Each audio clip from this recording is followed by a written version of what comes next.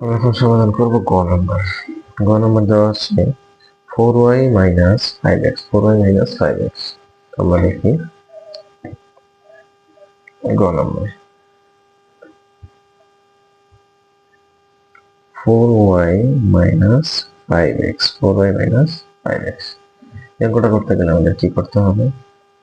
ওই মাইনাস দেওয়া আছে যেহেতু, তাহলে আমাদের a minus b whole square, a minus b whole স্কয়ারের সূত্র কি? a square minus 2ab plus b square.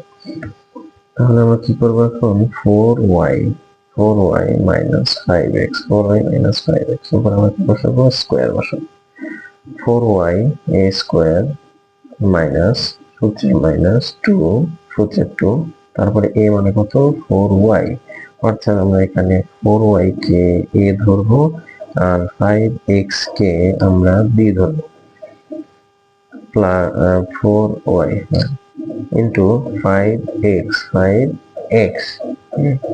Plus B square, 5x উপরে কি হবে? স্কোয়ার।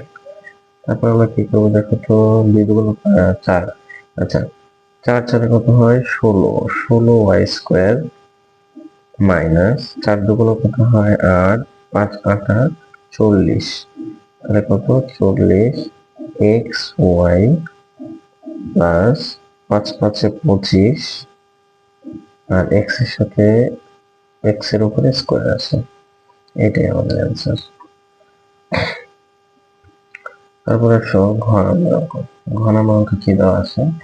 ঘ নম্বর অঙ্কে দেওয়া আছে আমাদের 5x square minus y, 5x square minus y, 5x square minus y। এই অঙ্কটা কিভাবে করবো? এটা যেহেতু মাইনাসের, তাহলে আমাদের মাইনাসের সূত্র পড়বে। মাইনাসের সূত্রটা কি? Square minus 2ab plus B square, অর্থাৎ বর্গ নির্ণয়ের সূত্র। তো দেখো 5x এটাকে আমরা a ধরে নেব সম্পূর্ণ, 5x ইকুয়াল টু a ধরে নেব, আর y ইকুয়াল টু আমরা কি ধরবো? b ধরবো। তো এখানে কি a স্কয়ার মাইনাস সূত্রের 2, তারপরে কি a, b এর মান কত? y plus b square. এখন কি হচ্ছে? 5 5 25, আর এখানে কি x এর স্কয়ার আছে আর তারপর আবার স্কয়ার দেওয়া আছে, তাহলে x এর উপর কত দেওয়া আছে? 4 মাইনাস 5 দুগুণ কত? 10, 10 x square y plus y square, এটাই আনসার। তারপরে ও নাম্বার অঙ্কটা কি দেওয়া আছে একটু দেখি, খেয়াল করি।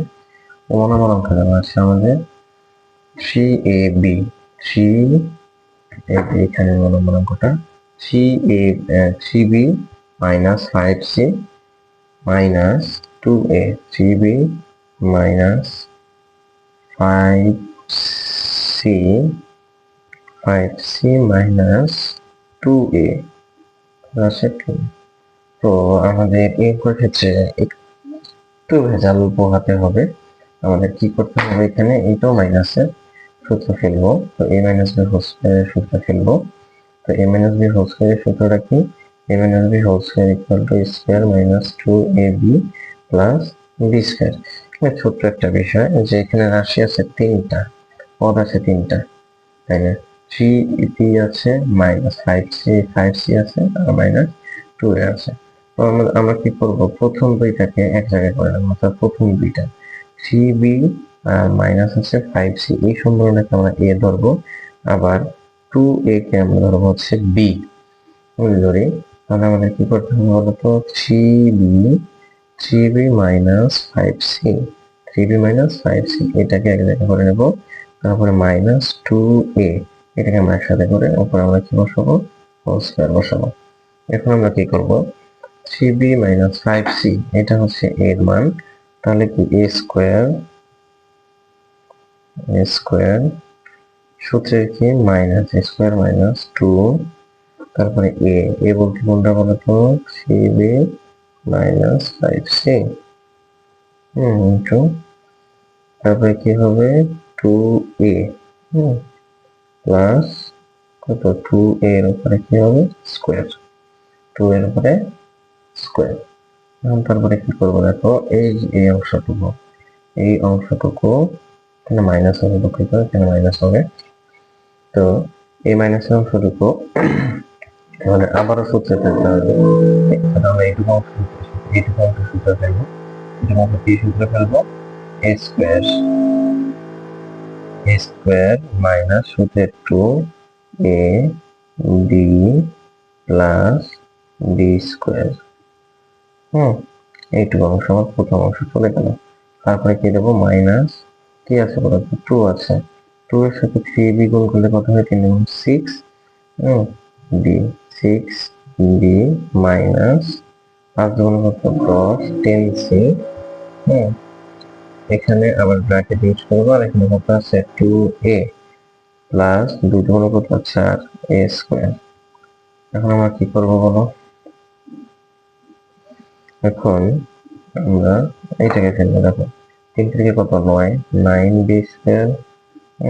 3 গুণ কত হয়? 6 5 6 কত? 30 মাইনাস 30 বিসি প্লাস 5 5 কত হয়? 25 25 সি স্কোয়ার।